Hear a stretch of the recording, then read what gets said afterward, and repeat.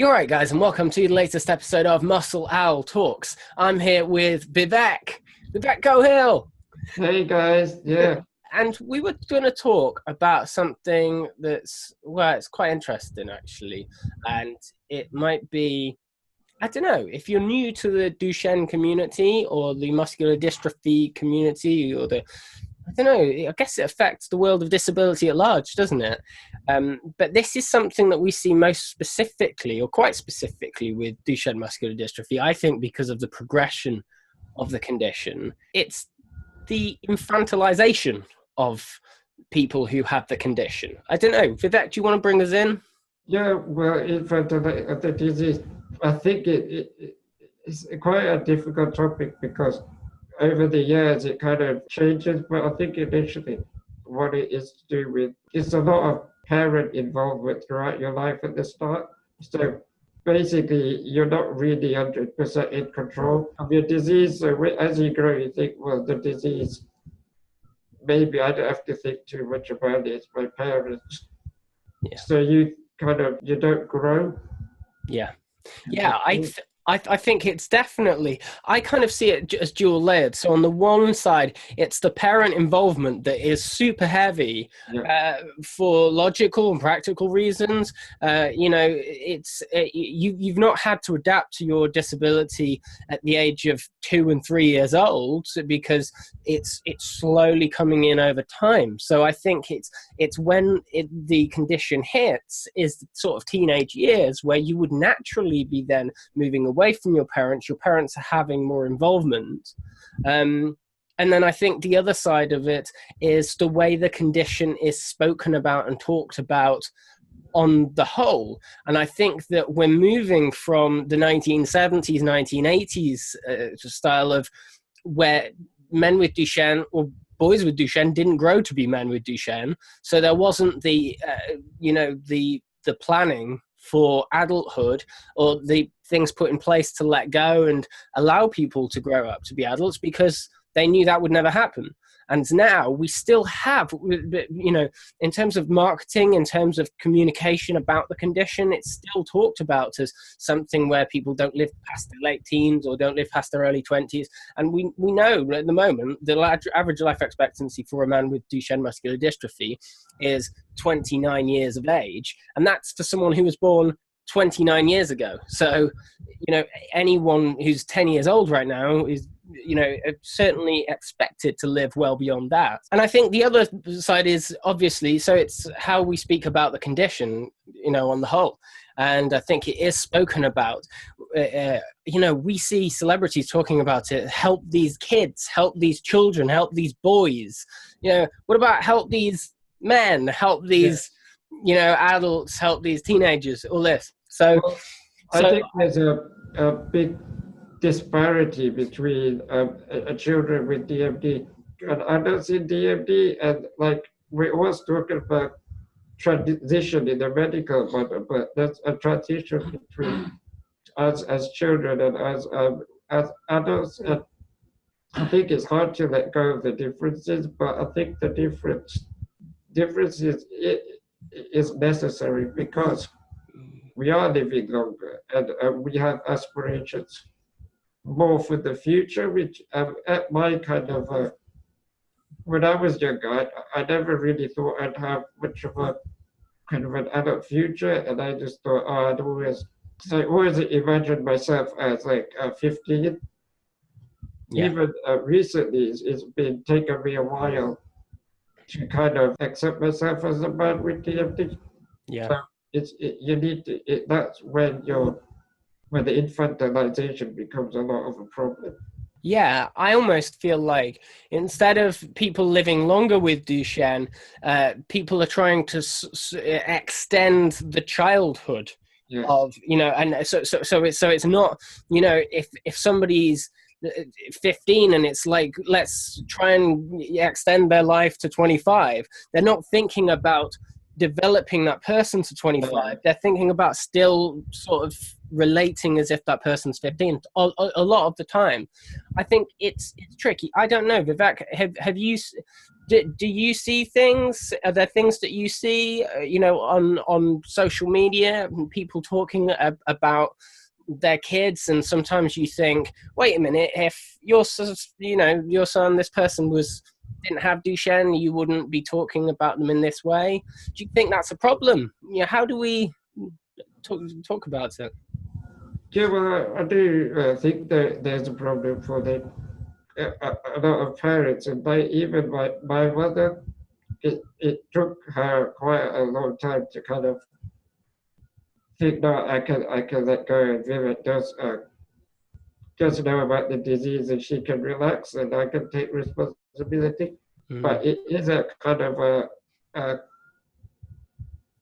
a tricky situation to kind of tell your mom that you want to be kind of treated as an adult, because all your life you feel like you've got loss of control because of your disease. Like you can't control that, you can't walk, or you can't control things. But I think it's less about the control and more about responsibility of the disease. Yeah. So you think that your advice to a young adult with Duchenne muscular dystrophy would be to take more responsibility yourself, but to also look to communicating those desires as well? Yes. That's an interesting one. And to parents who might have a son who's 12, 13, obviously they might be thinking, yes, but my son is having extra needs that I have to look after. How do I ensure that he can get his own freedom and, continue to grow up? But how do they manage that? What advice would you give? I think my advice is that I'm not saying completely let go of this and not look after him and kind of that, but I think just letting them have a few responsibilities, like in the doctor's appointments, kind of let them speak a lot, and also don't be scared for them to kind of make mistakes and things like that, because everybody, when you mature and grow up, you want to make mistakes, but if you can help them be responsible with the disease, then I think the responsibility trickles down into other areas, so you can slowly let go. My mom doesn't, she wants to look after me, but I think it's a lot to do with uh, the boy wanting to be a little bit mature. That's all really. Yeah. And obviously, I think there is that transition from, because obviously when a child is 10 years old, he's not going to have that autonomy. So it's about that autonomy being understood and accepted 5 years down the line when he's 15 years old, isn't it? Yeah. Well, yeah, the autonomy is very important. But personally, it's only I'm 27, and only now that am I fully feeling that I should take responsibility of my disease fully at that point myself, even when I'm speaking with friends or whatever. So it is a long learning curve for everybody involved, really. No, absolutely. And how much would you say that the elements like sympathy and empathy for feeling as well, this person, my child has a disability, so I want to be there more for him and look out for him more and do things for him more. How much a part would you say that they play in this idea? It's tricky because as you grow up, you're in the spotlight, and you kind of seem to expect that all people will feel sorry for me or empathize. But when you become more of an adult, you kind of realize that if people are feeling sympathy to you when you're like older than 20, it kind of starts to seem, I don't know, to me, I used to kind of get annoyed when people treated me like a child at that age. Yeah. So I used to get angry, but I don't think getting angry is the right thing. It's just understanding that okay, I don't want to be a child, but it is hard to, because if you're like infantilized, there's a lot of comfort in thinking that, oh, I don't need to think about my disease. I can like just pretend it's kind of not there. I can leave it to my parents. So it's not always just about the parent. It's like a safety net, which is a bit scary Yeah. to remove. But yeah, that's the problem. Yeah. So I guess being a young adult with Duchenne muscular dystrophy, you can sometimes feel like, well, actually, I don't mind this. You know, it's. I guess is it also linked to fear? Would you say is it linked to a fear that of letting go and moving up? Oh yeah, definitely. Because for me, Duchenne, I think about it, it's always to do with losing control because like you lose control of your legs and everything. And yeah, so you're a bit scared that, oh, I can't do it on my own because, yeah, I can't. It's a scary disease to you first because kind of it may be the first time you've actually actively had to think about your Duchenne yourself. Yeah. And I guess it is something where, as you said, because of the degenerative nature of it, in a way that other things like SMA and congenital aren't in the same way, because of that time ticking clock nature. And you said about hating birthdays as a kid because you thought you were going to die. I think that it does all revolve around this idea, doesn't it, of not wanting to let childhood end because of the fear that turning into an adult means death. And I guess it is a lot about letting go of that fear and realizing that people are, you're 27, my brother's 25, 26, I forget, and mate, John Hasty, 36, people in their 40s and 50s. So I think it's about embracing and overcoming any fear and just bringing on the empowerment, isn't it? Yeah, because I think we're the first generation that we reach an adult age because, yeah, when you hear from the doctors about your terminal illness, you think, oh, okay, I can plan up to this age. But then when I reached over another, I was thinking, what do I do?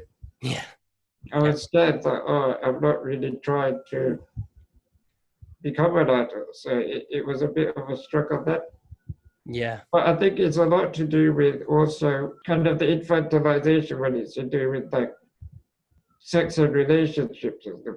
Like a lot of people with DMD kind of you ignore that because you think, well, yeah, I'm not really living like so what is the point? But as you grow older you realize you want to live exactly like other people, able-bodied. Yeah. That you realize you can achieve what everyone else can. Yeah. But I think that's what's good to go into meetings. Even joining charities like DMD Pathfinders, because they're adults living, and you just realize that, there are men out there that have overcome the infantilization. Yeah. Yeah, absolutely. And it's fascinating to hear you say, talking about overcoming the infantilization, because, yeah, I guess on a final note as well, I guess I see a lot of things around the community that are understandable, but at the same rate, maybe perpetuate these ideas. Do you think using the words like tragic, fatal, dying person, dying child, all these things, surely that adds to all of the element of this infantilization, doesn't it? Yeah, it definitely does, because it's just limiting someone's life to say that you're an infant, you'll never reach adulthood, and kind of that is just perpetuating that, oh, don't just be a child because I'll get sympathy and everyone's bothered. But as you grow older, you kind of just realize that maybe they're just interested in their infant stage because it may help them in other kind of to get followers or so. Sometimes, yeah, it Well, doesn't children do always sell far more than adults, don't they? Yeah, that's the issue. Yeah, it is. It is a tricky one, and I think it's just important to realize that there are many effects and consequences of all of that. And I guess you know, you don't want people's sympathy. You know, you just No. Vivek, dude, Yeah. adult man. You know, and I think that's the important thing, isn't it? But I also think it's because a lot of people are feeling sympathy towards the parents as well. So it's a big kind of, it's hard to separate the child from the parents at that age. That's interesting. Yeah. Wow. And I guess on a final note, real final note, on what you said, the parent probably has been consumed by looking after that child. So it must be hard for that parent to let go, because then, well, how do they trust that their child is going to be looked after, because he does still need looking after, and how does, well, looking out for, and then what does their role become? Perhaps it's an idea of mothers and fathers maybe finding new roles as parents of an adult son with Duchenne muscular dystrophy, isn't it? Yes, because my mom, she kind of, when I left college and uni, she was very kind of, she wanted me to be like to grow up and take a little bit more responsibility because, yeah, I was a bit lazy. So I think it's just like, Was yeah, it the infantilization that made you lazy? definitely, because like a lot of the time I just escaped in reading comic books and playing games and stuff Wow. because I never really wanted to think about it. But I think I feel a lot more kind of proud of myself because you kind of understanding your disease and it helps you to, in a way, forget about your disease and carry on living as an adult, which, yeah, it's all about living, really. Yeah. That's wow. Vivek. I feel like we've reached new ground. We're talking about topics which really people don't talk about, and I think this is really important for the community as a whole. So, and I can imagine people will have lots of different views on this. So, thinking, well, I want to do this way, I do this because of this, and everything else. So, hopefully, we can start a discussion. And yeah, leave your comments below. Do you know what your experience is? Yeah. Vivek, do you want to Well, lead us out? yeah, I just want to say one final fact to parents that if your son wants to have a lot more independence, it doesn't mean that they don't love you or that they don't want you around. It's just your role kind of has to change. So yeah, that's just my advice to parents. Wow. What a conclusionary summary. That's wow. Thank you, Vivek, and thanks everyone for watching, and we'll catch you again soon. Peace out. Bye.